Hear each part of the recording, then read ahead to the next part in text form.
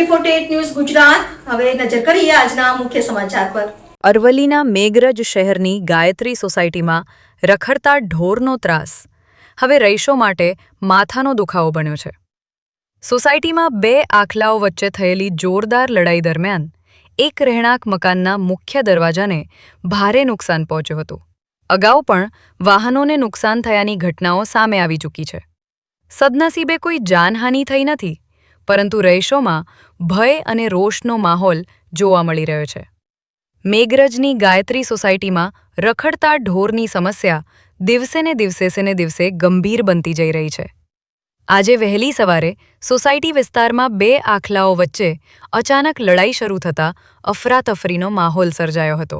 લડાઈ દરમિયાન એક આખલો રહેણાંક મકાન તરફ ધસી જતા ઘરના મુખ્ય દરવાજાને ભારે નુકસાન થયું હતું। સ્થાનિકોના જણાવ્યા અનુસાર આ પહેલી ઘટના નથી। અગાઉ પણ રખડતા ઢોરના કારણે મોટરસાઇકલ સહિતની મિલકતોને નુકસાન પહોંચ્યું છે।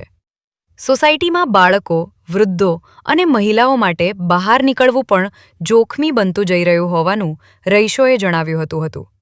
રહીશોનો આક્ષેપ છે કે વારંવાર રજૂઆતો છતાં તંત્ર દ્વારા અસરકારક પગલાં લેવામાં આવતા નથી। સ્થાનિક લોકો હવે સવાલ ઉઠાવી રહ્યા છે કે શું કોઈ મોટી દુર્ઘટના બન્યા બાદ જ કાર્યવાહી થશે?